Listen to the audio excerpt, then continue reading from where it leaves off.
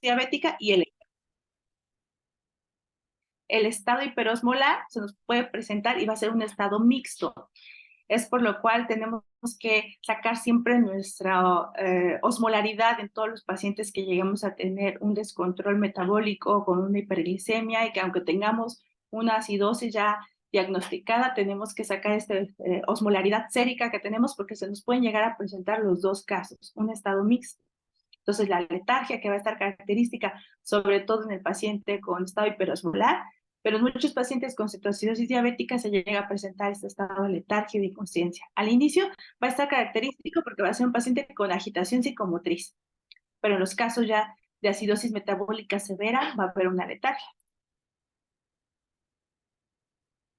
Bueno, aquí dentro ya sabemos el cuadro clínico del paciente, lo que les comentaba a nivel neurológico, pues la letargia, la somnolencia, el estupor, alteraciones visuales. Lo característico de estos pacientes pues es la respiración acidótica o respiración de Kussmaul.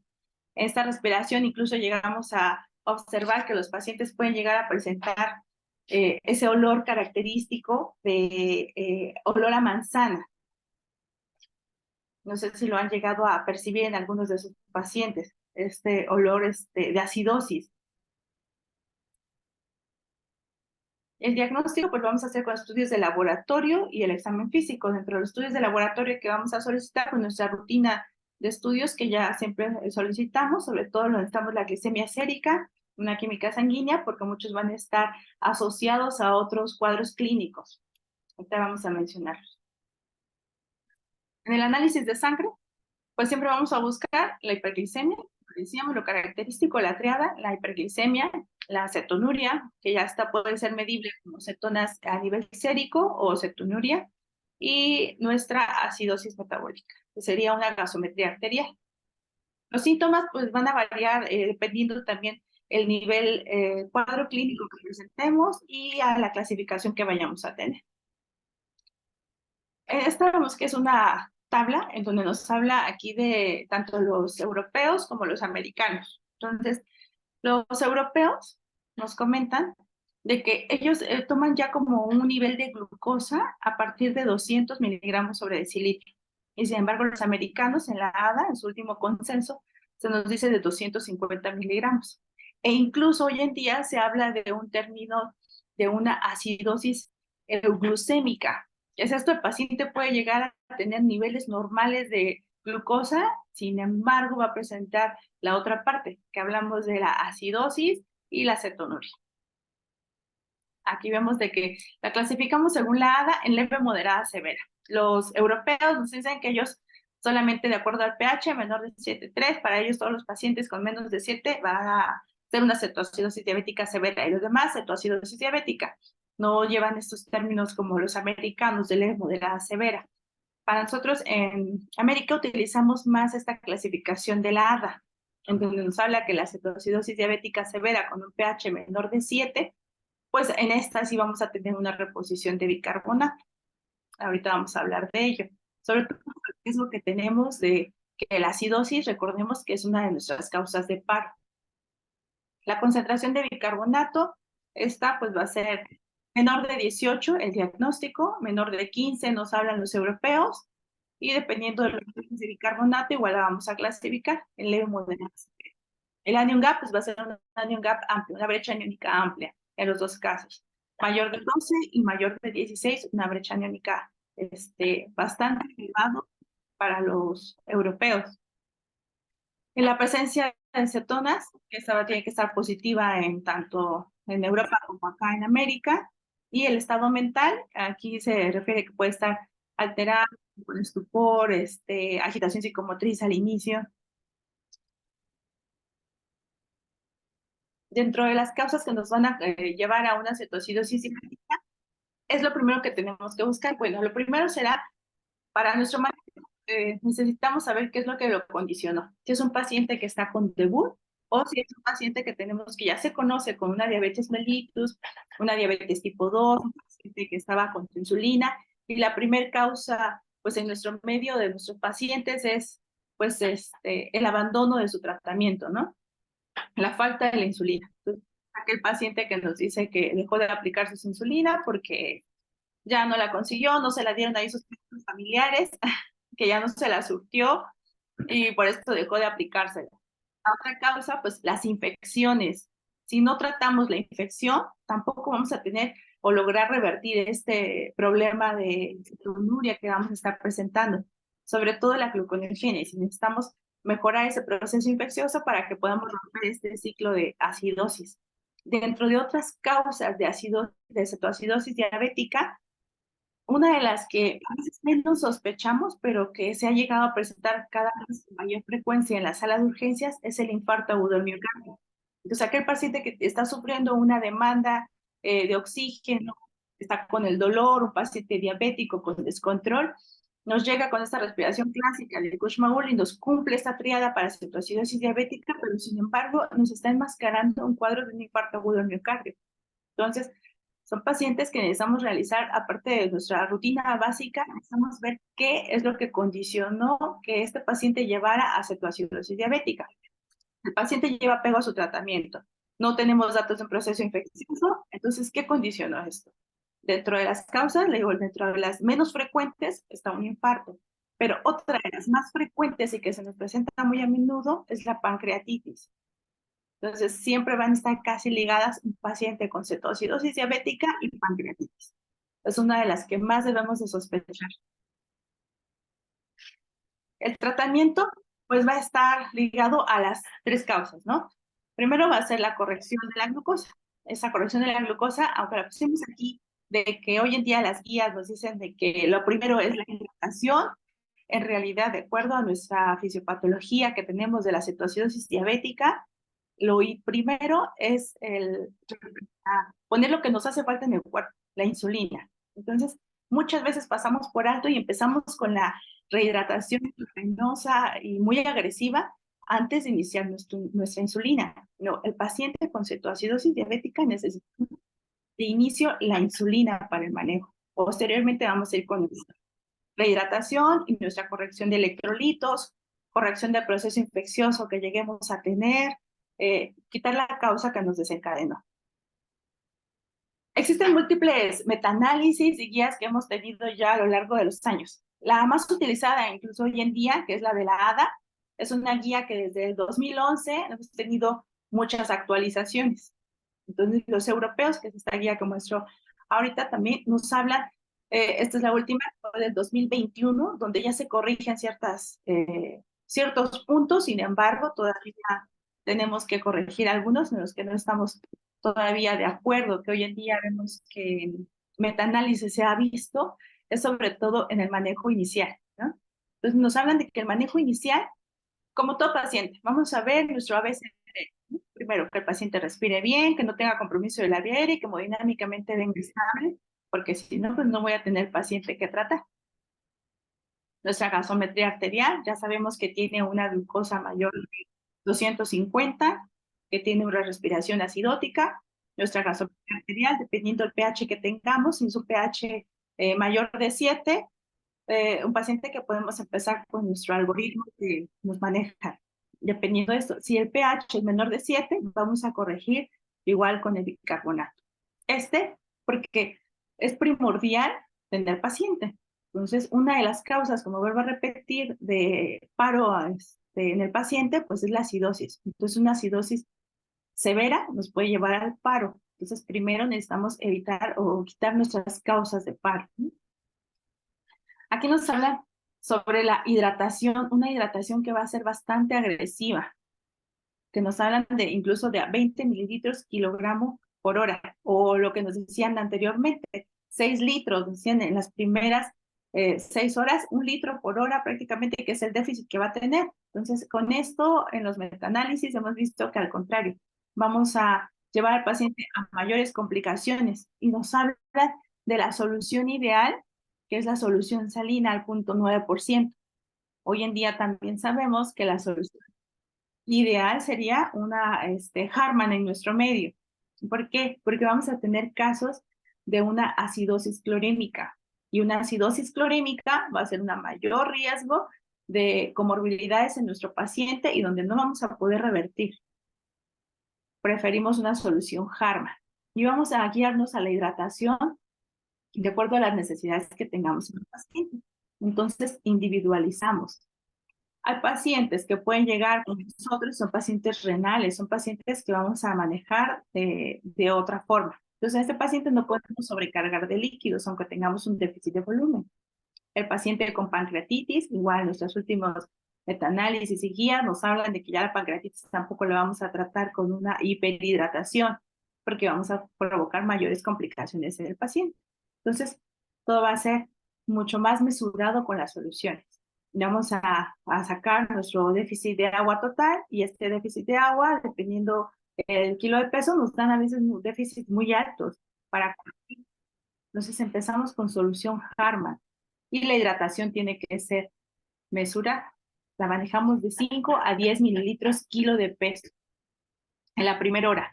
Vigilamos en la primera hora con nuestra primera corrección de líquido, la uresis del paciente. Y lo que les decía, la insulina, la terapia con insulina, es 0.1 unidades o 0.1 mililitros kilogramo hora. Esto va a estar pasando hasta lograr disminuir mi glucosa en menos de 250. Una vez que tengamos la glucosa a menos de 250, tenemos que revalorar a nuestro paciente y ver si nos sigue deshidratado, que vamos a agregar más en las soluciones, que nos esté orinando, la uresis kilora, 0.5 a 1.5 mililitros kilogramo hora, y posterior a esto, nuestra gasometría arterial, nuevamente, para ver en cuánto estamos manejando ahora ese pH y ese bicarbonato. Entonces, los criterios para resolución de la cetoacidosis diabética pues son los mismos, ¿no? Los criterios de diagnóstico. Entonces, corregir esa hiperglicemia, corregir la acidosis y corregir esa cetonuria. Las monitorizaciones que vamos a tener de bicarbonato pues van a ser cada 2 a 4 horas y recordemos que la insulina que nos va a llegar a generar una hipocalemia. Entonces tenemos que cuidar mucho ahí nuestros electrolitos séricos. La hipocalemia también es otra causa de paro, para que tengamos muy presente. Entonces, si el potasio de un inicio en el paciente es un potasio que me dio normal o un potasio alto, no dejo en mis primeras soluciones reposición de potasio. Sin embargo, a mis 2, 4 horas tengo que estar revalorando nuevamente con electrolitos séricos para poder ver mis niveles de potasio. Y tenemos que empezar con esta reposición de potasio, porque no, es otra de las causas que nos puede llevar a una complicación en el paciente. Este es el algoritmo que nos manejan de la ADA.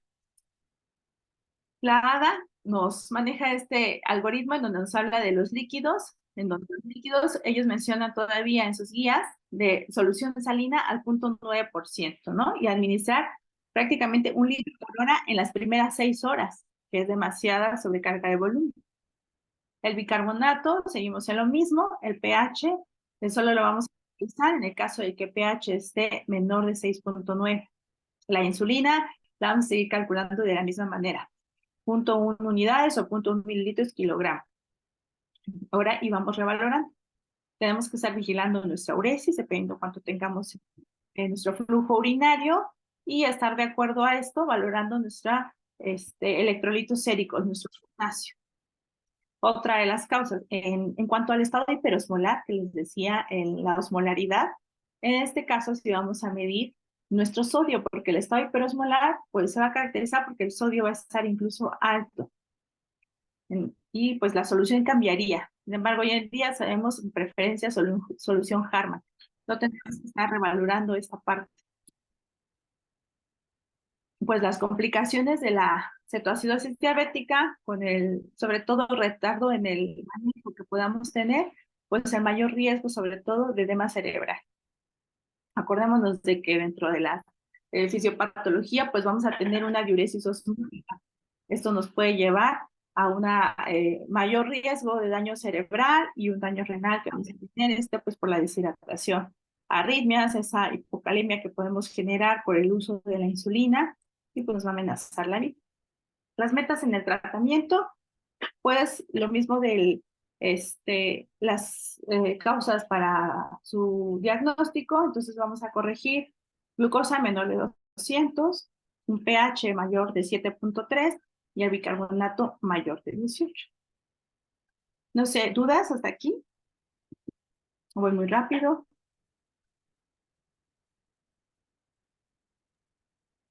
Súper bien, doctora. Adelante, adelante. Bueno, pues digo, ya es un tema como que a veces conocemos ya bastante. He entendido que ustedes que ven pacientes con diabetes mellitus todo el tiempo, diario en sus consultas, eh, pues llegan a ver muy frecuentemente, ¿no? Entonces creo que sobre todo está en insistirle al paciente que tiene que llevar apego a su tratamiento. Llevando su apego al tratamiento, pues vamos a evitar infecciones. Y una vez que lo diagnostiquemos, pues el diagnóstico es muy sencillo. Hiperglicemia, acidosis y cetonuria, ¿no? Eso va a ser nuestra tríada diagnóstica en la cetoacidosis diabética. Tenemos múltiples causas que nos pueden generar perdón. Tenemos varias causas que nos pueden generar esta acidosis, como les decía, dentro de otras diagnósticos diferenciales, pues que tenemos que ir descartando. Entonces, como conclusiones, pues quiero que recordemos que al año por lo menos, aquí en Oaxaca que veía que son un protocolo de estudio que se realizó en el hospital de donde egresé, en el Aurelio Valdivieso, se estima que aproximadamente son más de 2,000 pacientes atendidos, sobre todo por descontroles metabólicos, ¿no? Dentro de estos vamos a tener pacientes con cetoacidosis diabética. Una intervención temprana en estos pacientes, pues nos va a reducir la mortalidad hasta en un 35%. Y alrededor de 8 casos de esos pacientes van a llegar a edema cerebral. El edema cerebral va a ser una de las causas que nos lleve a que este paciente se complique. Los pacientes con cetoacidosis diabética, pues se clasifican dentro de los pacientes de alto riesgo en un hospital. Tenemos riesgo de estas complicaciones. Sin embargo, para criterios para ingreso a una unidad de cuidados intensivos, primero, como siempre, las embarazadas. Las embarazadas con cetoacidosis diabética es un criterio de ingreso a una unidad de cuidados intensivos. Después de embarazadas, son pacientes que tengamos el estado mixto, que tanto tengamos la acidosis metabólica como el estado hiperosmolar.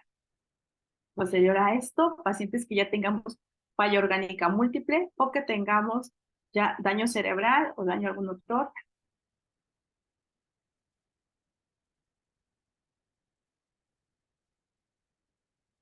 Perfecto. Pues, ¿alguna otra pregunta? Veamos, regresamos a algo, no sé dónde hay dudas.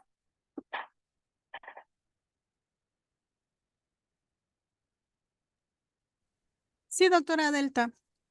Hay una pregunta. Lorna nos dice, buenas noches, doctora, acerca del bolo de insulina, ¿es recomendable? Hoy en día, los europeos nos hablan de que ya no hay necesidad de aplicar un bolo de insulina. Empezamos directamente con nuestra infusión de insulina, pero nosotros aquí en México, de acuerdo al lugar donde nos encontremos, si solamente, incluso hay estudios que se han A ver, manejado la solamente. otra pregunta. Ay, perdón. Perdón, incluso hay estudios que nos han manejado de que pacientes que podemos estar manejando con bolos cada hora.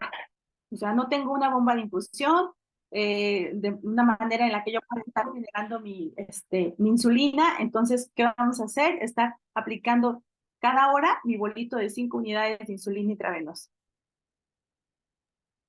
Entonces, sí se puede manejar el bolo. Lo ideal es que dejemos nuestra infusión de insulina, pero si nuestro medio es lo único que tenemos, pues lo hacemos. Ah, sí, una buena pregunta, lo del traslape dentro del manejo, perdón. El traslape lo vamos a hacer 2 horas antes. Una vez que tengo ya los criterios de resolución de mi cetoacidosis diabética, que mi glucosa es menor de 200, que tengo un pH mayor de 7,3 y el bicarbonato mayor de 18, podemos hacer ya un traslape con mi insulina basal. Esta vamos a utilizar una insulina de acción lenta intermedia, la que tengamos igual. De preferencia una insulina de acción intermedia. Entonces, calculamos nuestra insulina de acción intermedia y vamos a dejar de acuerdo al peso de mi paciente 2 horas antes de que yo suspenda la infusión de insulina rápida, aplicamos nuestra insulina basal en el paciente. Y posterior a aplicar la insulina basal, a las 2 horas suspendemos la infusión de insulina. No sé si me explico. No podemos dejar al paciente sin insulina.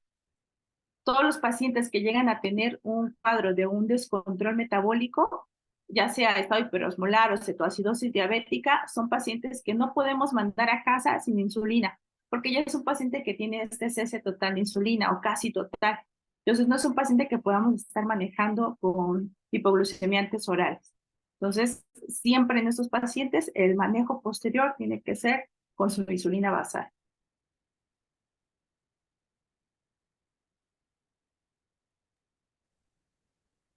Hola doctora, buenas noches. Hola, buenas noches. Hola, buenas noches. Saludos desde Cuernavaca, Morelos, del Colegio de Médicos Especialistas y Residentes. Doctora, buenas noches. Gracias. Un tema muy interesante. Deja bastantes dudas y bastantes aciertos. Doctora, nosotros estamos en la consulta externa. Particularmente su servidor está en un programa, está en CADIMS. Y pues bueno, es esto de ver pacientes con hiperglucemias. Pues es muy común. He tenido pacientes que han tenido hiperglucemias 400, 500, pero no tienen todos los datos de cetoacidosis. Desafortunadamente, nuestra normativa desde la consulta nos pide derivar a la consulta de urgencias cuando tienen valores de hiperglucemia. Se considera una crisis hiperglucémica cuando están por arriba de 250 y pues obviamente el mayor riesgo es presentar alguna complicación aguda como cetoacidosis o estado hiperosmolar. Sin embargo, muchos de estos pacientes andan con 400, 500 y no tienen todos los síntomas. Sin embargo, los llegamos a mandar a consulta de urgencias por la admisión, pero no se completa todo el protocolo, ¿no? de este tipo de pacientes. No toman gasometría o no se toma un electrocardiograma, no se miden electrolitos. En muchas ocasiones se queda el paciente desde el primer contacto solo con un bolo de insulina, yo creo que es lo que comentaba la doctora, y solo una carga de solución y vámonos, ¿no? A la consulta de regreso. Sin embargo, estos pacientes pues luego regresan a la consulta a veces más grave. Doctora, ¿por qué no presentan todos los síntomas los pacientes que andan con hiperglucemia?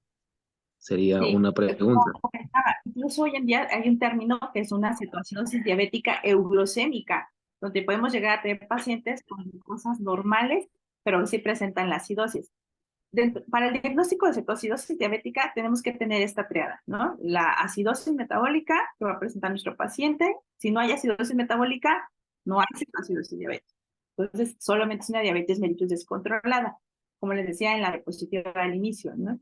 En el diagnóstico del paciente. El diagnóstico podemos a veces diferenciar en estas partes de qué otras cosas nos pueden llegar a generar acidosis, hiperglicemia y cetosis, ¿no? La acidosis, tenemos múltiples causas que nos la pueden generar, pero estas tres tienen que estar presentes para la cetoacidosis diabética: acidosis, hiperglicemia y cetosis. Dentro de otras causas que nos pueden generar hiperglicemia, pues está el estado hiperosmolar, una diabetes descontrolada, como menciona, paciente con 400 de glucosa. Sin embargo, no hay datos de acidosis que no se corroboraron, en este caso, como me comenta, por una gasometría arterial. Me arriesgaría mucho solamente el paciente que ya presenta una respiración de Kussmaul, es un paciente con una acidosis severa. Me arriesgaría mucho en dejar a un paciente con una glucosa mayor de 300 sin una gasometría arterial. Sí, puede ser solamente una diabetes descontrolada o incluso otra de las causas, pues los fármacos, ¿no? Los esteroides. Ahí sí, pues no sé cómo defender a mis compañeros en urgencias, que a veces digo, el sobrecupo que llegamos a tener de pacientes y la clínica que vemos en el paciente, me refiere que no ha tenido antecedente de polidipsia, no hay proceso infeccioso, solamente es el descontrol de la glucosa, pues ajustamos tal vez insulina. Pero si vemos que es un paciente que ya me está generando que haya alguna otra sintomatología, si es un paciente que necesito realizar la gasometría arterial, una sola gasometría arterial, que sería en urgencias, tenemos acceso a ella, podemos dar el diagnóstico de la gasometría, nos va a medir electrolitos, nos va a dar el pH y el bicarbonato. Entonces, con esto yo ya tengo el diagnóstico y con la mano en la cintura puedo descartar. Si se trata de una descompensación en este momento, solamente es una diabetes descontrolada con alto riesgo de que se descompense, entonces ajustamos insulina.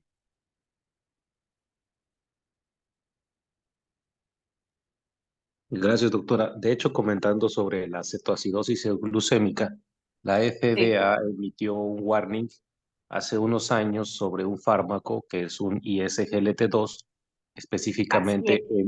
empaglifosina. Sin embargo, Sí, actualmente nosotros manejamos paciente tiene dapaglifosina apaglifosina, como ISGLT2 en mucho el. mayor. Así es, pero sí han tenido ustedes casos de cetoacidosis glucémica asociado a dapaglifosina. Sí, por supuesto. Es mucho más frecuente que ese paciente me dice que está en control con dapaglifosina, es un paciente con insuficiencia cardíaca que ya lo está manejando cardiología, con esos medicamentos, incluso para mejorar su falla cardíaca, y me llega con este descontrol, vamos a sospechar primero cetoacidosis.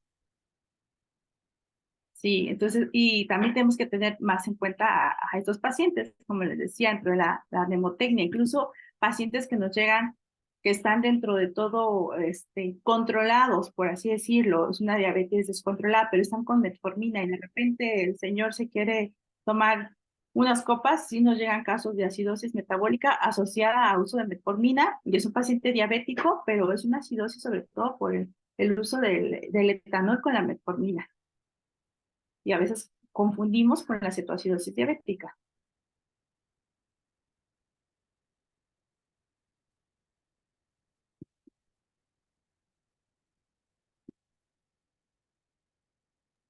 ¿Alguna otra pregunta Hay más? otra pregunta, doctora. Ujú. En cuanto al manejo de líquidos, ¿se sigue 1 litro por hora? Me quedó esa No, duda. sí, que era lo que les comentaba. Creo que tenemos que hacer actualizaciones como tal. La ADA no ha hecho actualizaciones como los europeos incluso. Los últimos metaanálisis nos hablan de disminución, no nada más en cetoacidosis diabética, sino que en todas las patologías hoy en día sobrecargamos mucho o sobrecargábamos mucho de líquido a los pacientes y utilizábamos mucha solución salina al 0.9%. Entonces, como les mencionaba, la acidosis clorémica nos va a provocar una mayor mortalidad. Y en cuanto a los líquidos, pues individualizar cada caso, vigilando la uresis de mi paciente, eh, cada hora, o sea, cada hora tenemos que estar revaluando a nuestro paciente. Empezamos con esta hiperhidratación, que va a estar de 10 a 20 mililitros kilo de peso en la primera hora, y posterior a ahí revaluamos si necesitamos mantener todavía esta hiperhidratación o disminuimos líquidos. Nos vamos a guiar de acuerdo a la uresis, mantener una uresis de 0.5 a 1.5 mililitros kilogramo hora. Entonces, aquí nos hablaba que en los primeros 60 minutos teníamos que pasar 1 litro de solución salina. La clave en el diagnóstico de la cetoacidosis diabética, pues es la insulina.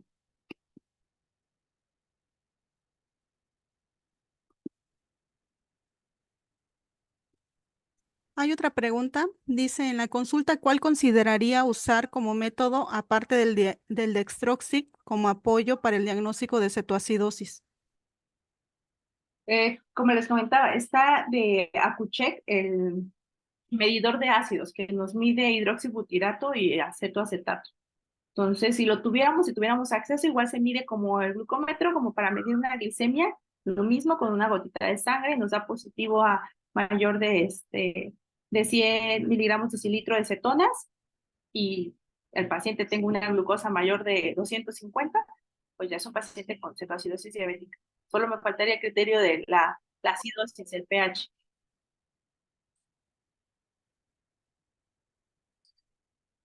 Estoy leyendo. Ok. Veo que hay otra pregunta. La acidosis láctica por metformina, me dicen pacientes con tasa de filtrado glomerular. Mm, no entiendo. Ahí, ¿cómo manejaríamos la acidosis láctica? Creo que me pregunta en tasas de filtrado glomerular menor de 40. Creo que es esa la pregunta. En este caso, o sea, que sería acidosis láctica específicamente, vamos a tener que calcular un déficit de bicarbonato y estar con el bicarbonato, porque la acidosis láctica va a estar, a diferencia de la cetoacidosis diabética, que en este caso tenemos una extra tercer espacio y hay una diuresis osmótica forzada, en la acidosis láctica es diferente. Vamos a estar generando una acidosis, pero esta acidosis se va a estar repitiendo constantemente. Aquí tengo que estar manejando el bicarbonato, que lo tenemos que estar dejando en infusión continua. A ver, Arturo nos pregunta de los pacientes que debutan con cetoacidosis o estado hiperosmolar, ¿debían entrar a una terapia intermedia o intensiva? En el debut, no. Dependiendo, igual, clasificamos. Los criterios para diagnóstico a unidad de cuidados críticos va a ser primero embarazadas y pacientes con una acidosis severa y que tengamos una lesión ya a otro órgano. Entonces, que tengamos ya falla renal o que tengamos cetoacidosis con pancreatitis, que tengamos cetoacidosis con un infarto agudo al miocardio, serían criterios diagnósticos. Criterios para ingreso, perdón, como prioridad tipo 1. Y una vez egresado el paciente de urgencias, ¿debe enviarse a CAIMS? Sí, por supuesto. Ustedes como médico familiar, como me comentaba el doctor, están en estas áreas donde puede asesorar y explicar al paciente cuál es el manejo. Muchos pacientes, sobre todo en el debut de cetoacidosis diabética, no llevaban tratamiento, entonces no saben cómo se aplica la insulina, no tienen ni idea qué es lo que va a pasar ahora. Sí deberíamos enviarlos, por supuesto, a CAIMS para asesorarlos, que no solo va a ser el seguimiento que va a tener mensual, sino que aparte de apoyo que se les da, tanto por nutrición, psicológico, es todo un equipo multidisciplinario en CADIS, por lo que tengo entendido.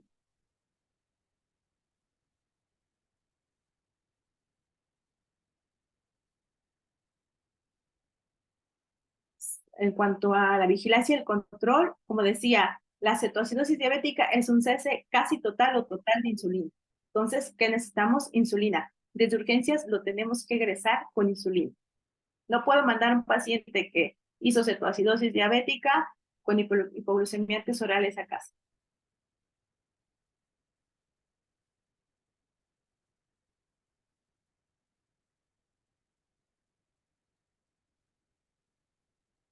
Sí, en cuanto a COVID, fíjate que ahí no sabemos bien si la cetoacidosis diabética fue específicamente inducida como por el virus o por el uso de esteroides.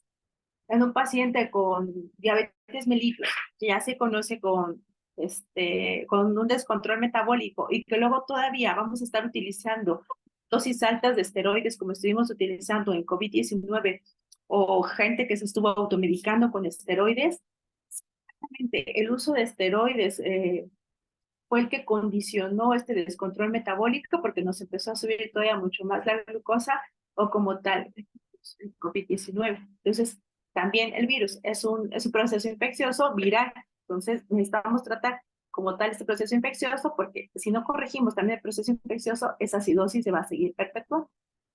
Lo que les mencionaba. El paciente tenemos que ver qué fue lo que condicionó que llevara esta situación de diabetes. El 90% es que abandonaron el tratamiento o que no se conocían, pero vamos a tener ese otro porcentaje de pacientes en donde llevaban apego a su tratamiento, pero hay algo que condicionó que empezara con esta situación y la mayor parte van a ser procesos infecciosos, ya sean virales o bacterianos. En una cetoacidosis por metanol, sí, ahí hablaríamos de acidosis por metanol, no cetoacidosis diabética. La cetoacidosis diabética no tendría por qué haber consumido como tal el metanol. El metanol es un alcohol derivado de madera, tóxico totalmente, y en este caso sí, porque vamos a intentar en la acidosis por metanol, no cetoacidosis diabética, acidosis por metanol, vamos a intentar llenar estos receptores con el etanol.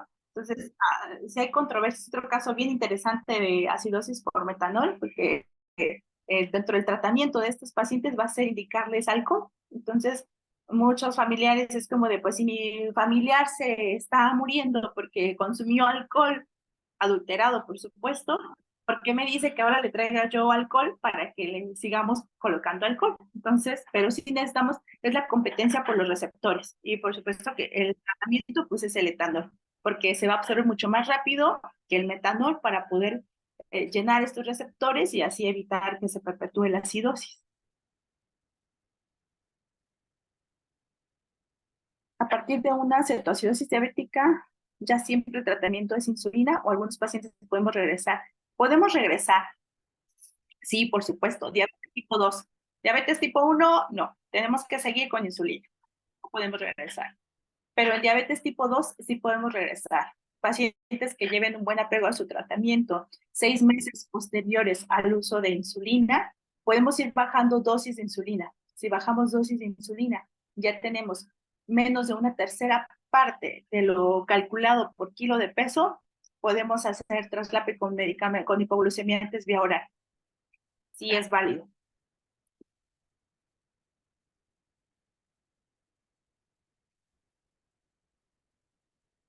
Ahorita actualmente les recomiendo literatura europea, lo que nos dicen los británicos, las guías británicas para cetoacidosis diabética y diabetes mellitus. Entonces, como les decía, la ADA, no hemos tenido actualizaciones de la ADA.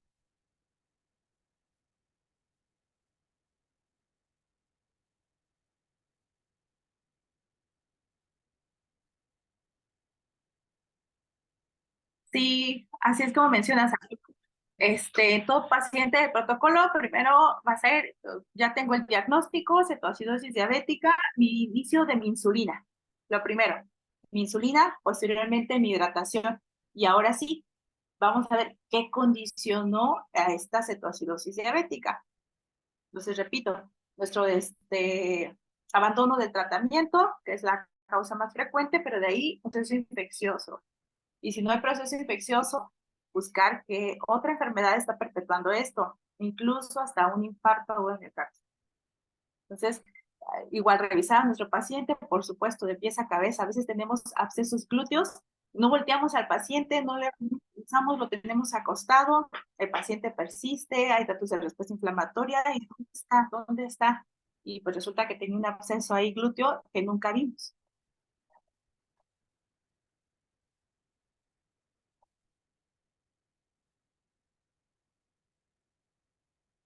Arturo, ¿cómo hidratar a los pacientes difíciles como pacientes con insuficiencia renal y falla cardíaca? Sí, ese es un gran reto siempre. No podemos pasar, como decía, hay que individualizar cada caso.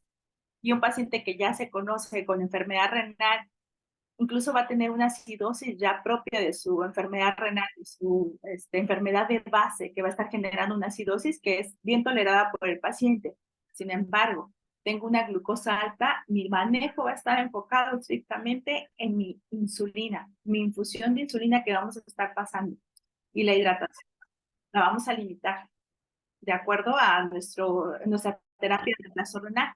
Por ejemplo, si mi paciente aún no tiene terapia de reemplazo renal, es un paciente con una tasa de filtrado glomerular, ya nunca digo 5, y está con una acidosis severa, ahí no puedo diferenciar si la acidosis le está causando la propia falla renal o la cetoacidosis diabética por la hiperglicemia que tenemos. Esto lo vamos a ver porque en los dos casos va a haber cetonuria. En lo poquito que nos puedo orinar, vamos a presentar cetonuria. Pero sí vamos a iniciar igual nuestra infusión de insulina, vamos a empezar con una hidratación muy limitada, prácticamente no vamos a estar hidratando al paciente hasta que no tengamos una terapia de reemplazo renal. Entonces ahí ya proponerle su terapia de reemplazo renal. Y jamás pasaríamos 10 litros ni en un paciente sin falla renal ni ninguna otra falla. Es muchísimo el líquido.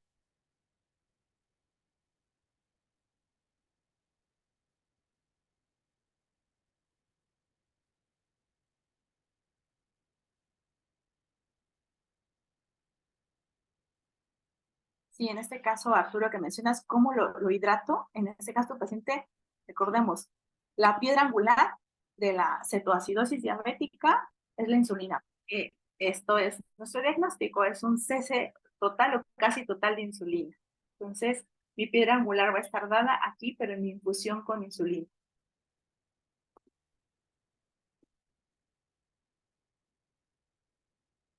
Mira, en mi experiencia, la cetoacidosis diabética pareciera más mortal porque a veces damos un manejo pues no tan apegado o a veces inapropiado, y esta parte que nos decían antes igual.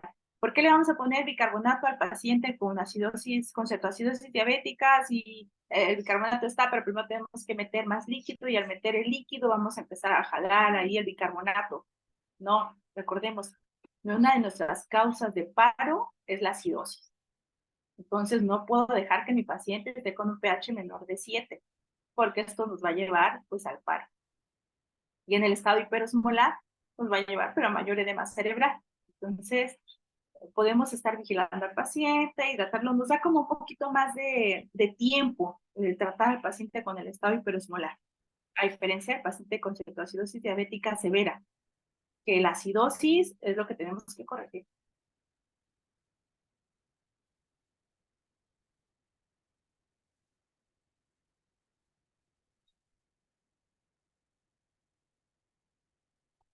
No sé si tengamos más preguntas.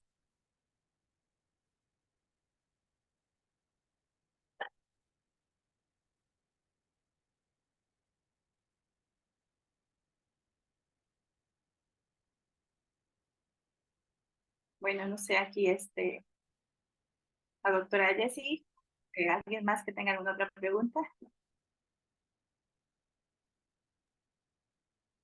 A ver, todos los conectados los invitamos a hacer sus preguntas, dudas, comentarios, y si no, pues escribirlos en el chat y nosotros los podemos ir leyendo o la doctora también los va leyendo.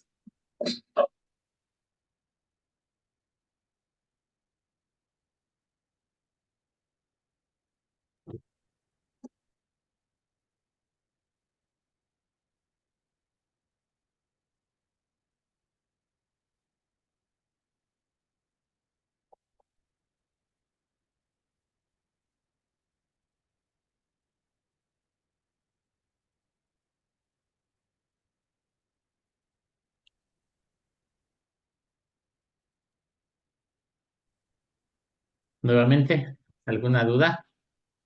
¿Alguna duda para todos los compañeros que quieran externarlas?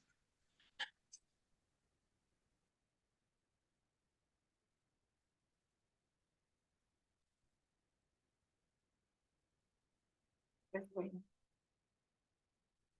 Sí, como en Bueno, todos los pacientes, ¿no? Pues recordemos nuestro ABCD, aquí dentro de incluso esta mnemotecnia británica, que dejé en el fondo de pantalla, pues nos habla, ¿no? Nuestro ABCD, que es lo primero que vamos a tener en todo paciente. Y en el caso de cetoacidosis diabética, pues ya va a ser nuestros fluidos, nuestra hemoglobina glicada que vamos a estar pidiendo en estos casos de los pacientes. Nos vamos a dar cuenta, sobre todo ustedes que manejan y les dan seguimiento a los pacientes cada mes, y ahí es donde a ustedes no les pueden mentir con esas hemoglobinas glicadas mayores de 10% o 16%, que yo no sé.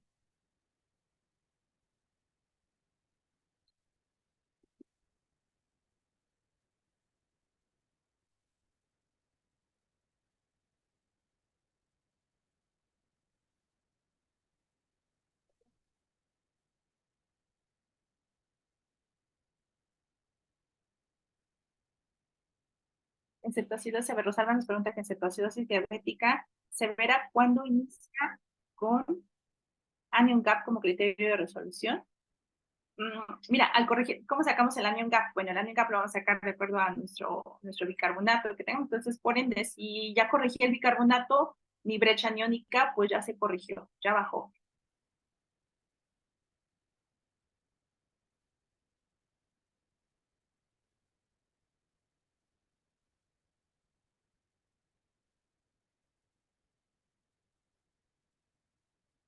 Y definitivamente es un manejo, son pacientes que tienen que ser tratados de manera hospitalaria.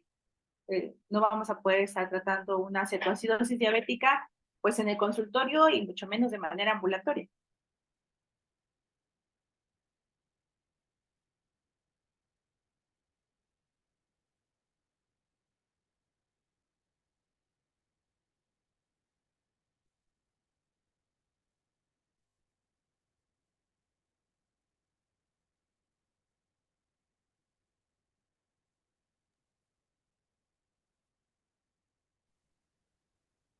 bueno, creo que no hay más dudas, doctora. La verdad es que el chat está lleno de felicitaciones para usted.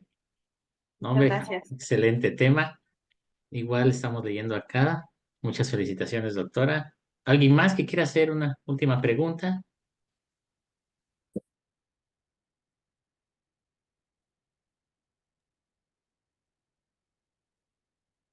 Seguimos viendo. Felicitaciones, doctora.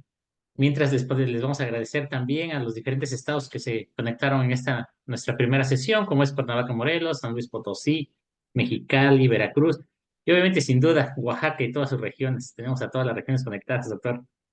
Tuxtepec, Salina Cruz, La Costa. Hombre, repleta de todos los colegas. Pues bien, doctora, yo creo que no hay más que siguen las felicitaciones, doctora. Muchas gracias, ¿no? Gracias por la invitación. Pues estamos aquí para lo que necesiten. Me da mucho gusto estar con ustedes, reunirme. Digo que sigan apoyando a la educación médica continua. Claro, hombre. Doctora, pues yo creo que no ha habido ninguna otra duda. Estamos compartiendo ahí el diploma que le vamos a hacer llegar. A nombre de la Asociación Oaxaqueña de Especialistas en Medicina Familiar, le otorgamos la presente constancia a la doctora Irma Delta Medina López por su participación con el tema cetoacidosis diabética. Muchas gracias. Para mí es un placer. Pues ya veo que hay dudas con otros temas de diagnósticos diferencial para acidosis metabólica. Será un gusto que abordemos alguno de estos temas que mencionaban, el de metanol, etanol, un caso bien bonito. Hombre, tenemos tema, doctora, tenemos tema para adelante, entonces le agradecemos bastante en nombre de la Asociación Oaxaqueña de Especialistas en Medicina Familiar y pues los esperamos en la próxima sesión. Buenas noches a Muchas todos. gracias. Gracias. Un placer. Hasta luego, Hasta doctora luego. Yesenia. Hasta luego.